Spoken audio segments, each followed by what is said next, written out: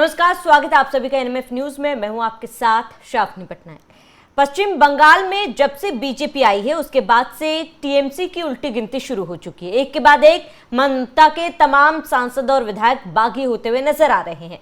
आलम यह है कि अब मोर्चा महुआ मोइत्रा को संभालना पड़ रहा है। महुआ मोइत्रा ने एक बड़ा बयान दिया जिसमें महुआ मोइत्रा ये कह रही है कि जो भी बागी सांसद है और जो आंकड़ा वो बता रहे हैं वो आंकड़ा उनके पास है ही नहीं। यानी कि 20 का आंकड़ा बताया जा रहा है कि 20 सांसद बागी हुए हैं, लेकिन महुआ मोइत्रा ये मानने को तैयार ही नहीं है।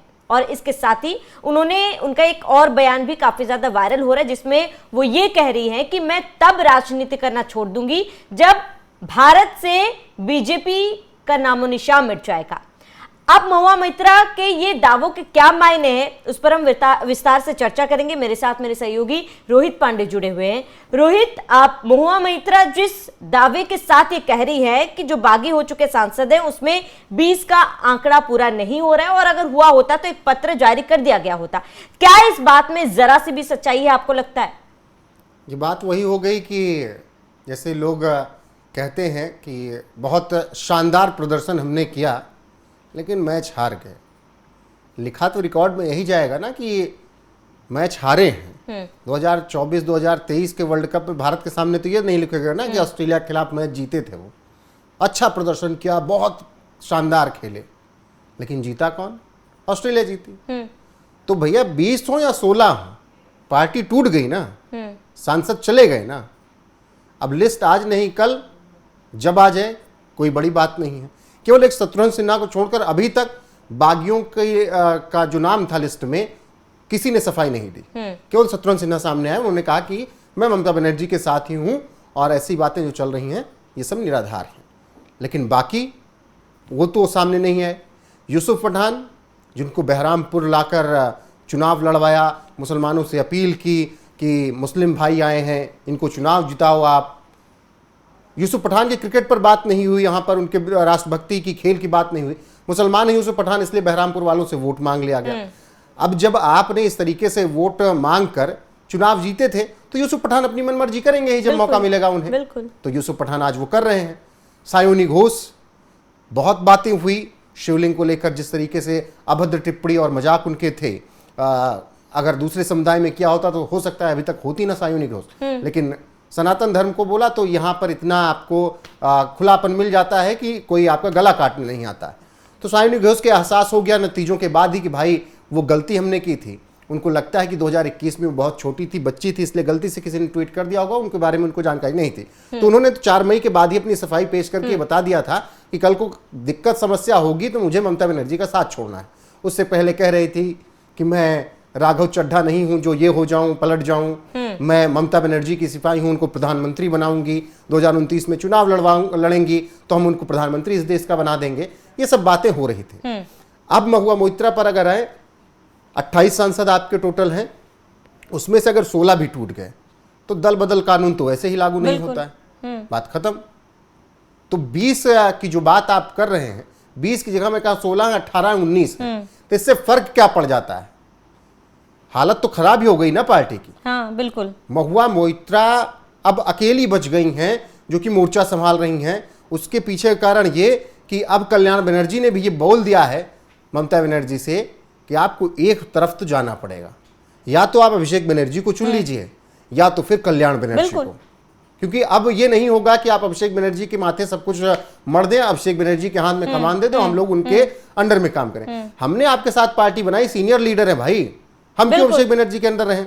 तो मुझे लगता है कि ये बात महुआ मोइत्रा को सोचना चाहिए कि लुट गए हैं, चोरी हो चुकी है, बर्बाद हो चुके हैं। अब ये मत कहिए कि हाँ ठीक है, कुछ 100 रुपए थे उसमें से 99 चोरी हो गए, 1 रुपए तो बचा है। इतना भी ओवर कॉन्फिडेंस और इतना भी पॉजिटिव होना हानिकारक होता है। रोहित, जिस दल बदल विरोधी कानून का आप जिक्र कर रहे हैं उस पर भी महुआ मोइत्रा दलील दे रही है कि अगर 2/3 अलग हो जाते हैं तो फिर भी उसके बावजूद भी पूरी पार्टी से अलग होकर आपको विजय में माफ कीजिएगा बीजेपी में विलय करना जरूरी हो जाता है।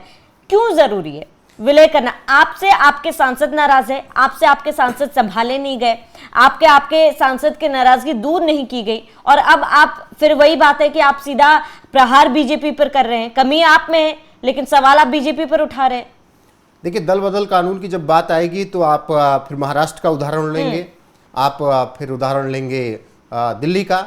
आम आदमी पार्टी जब टूटी, उसके राज्यसभा सांसद 10 में से 7 चले गए, तो वहां दल बदल कानून लागू नहीं हुए क्योंकि 2/3 से ज्यादा विधायक या सांसद टूटे हैं। और यहां पर भी वही है, दल बदल कानून को आप इस तरीके से समझिए कि मान लीजिए आपके 30 विधायक हैं, 30 विधायक में से अगर आपके 17 या 18 विधायक टूट गए, तब फिर आप उन पर दल बदल कानून लागू कर ही नहीं सकते नियम के अनुसार। और 28 विधायक आपके हैं तो 15 विधायक चाहिए थे, 16 विधायक। वो अगर महुआ मोइत्रा की बात करें तो 16 विधायक तो फिर भी बगावत पे है ना, फिर भी उन पर दल बदल कानून लागू नहीं हो रहा है।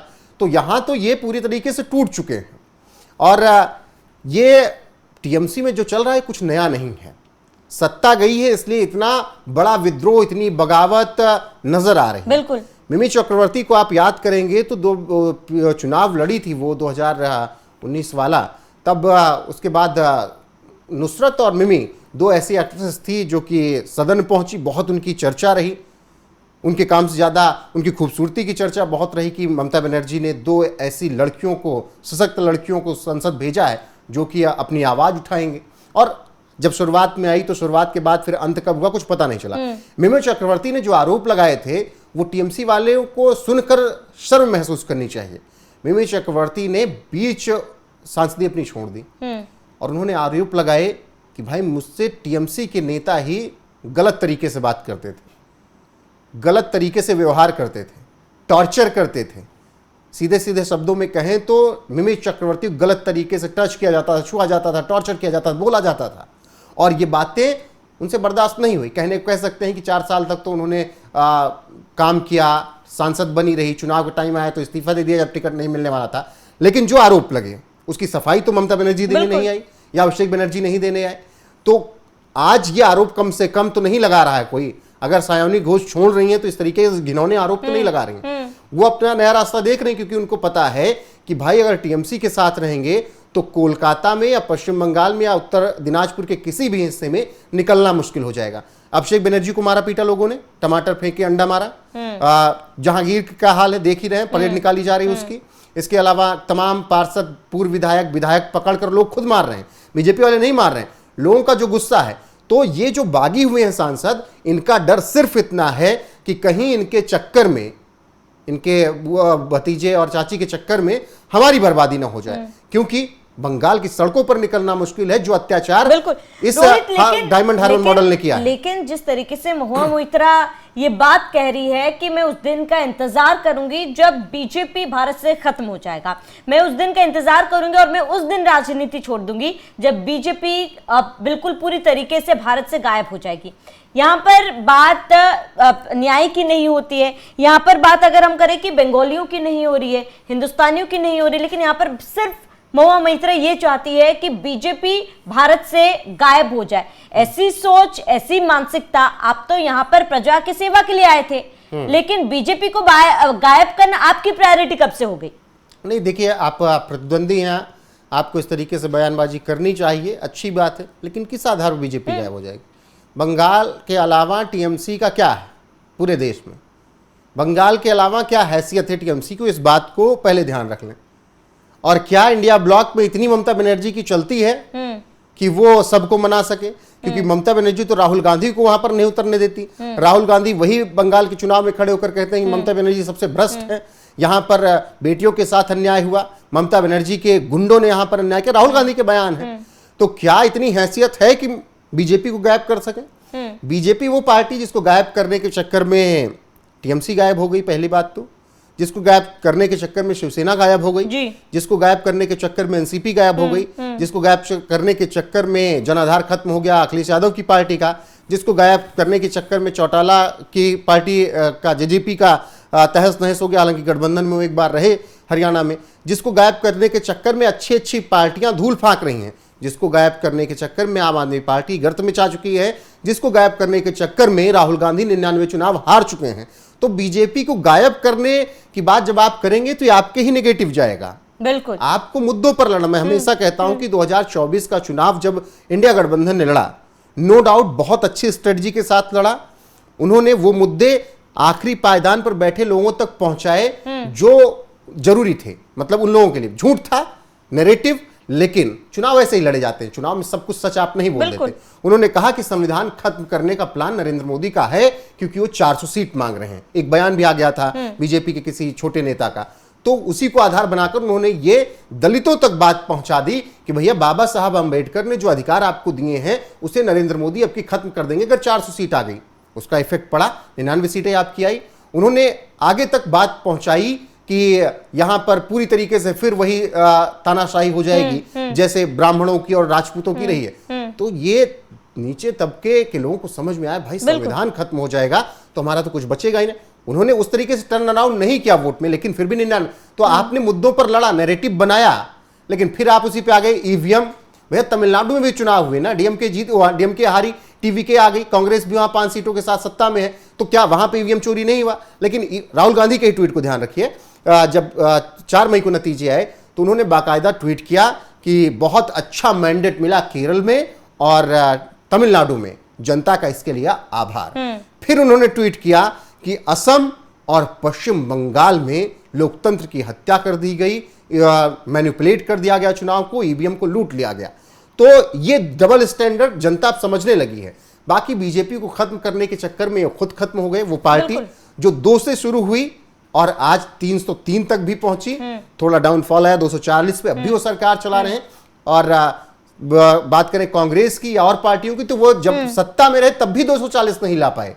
तो उसको खत्म करने के बजाय है कि आप अपने आप को कैसे उभारें, इस पर बिल्कुल रोहित, और मुझे लगता है हाई टाइम कि आपको आत्मा मंथन करने की जरूरत है। आपको ये समझने की जरूरत है कि आपकी पार्टी पीछे क्यों हुई। आपको ये समझने की जरूरत है कि आपको 15 साल का वक्त मिला था, लेकिन उसके बावजूद भी अगर 15 साल बाद जनता आपको दरकिनार करती है या फिर रिजेक्ट करती है, तो जनता क्यों कर रही है, इस पर आपको काम करना चाहिए।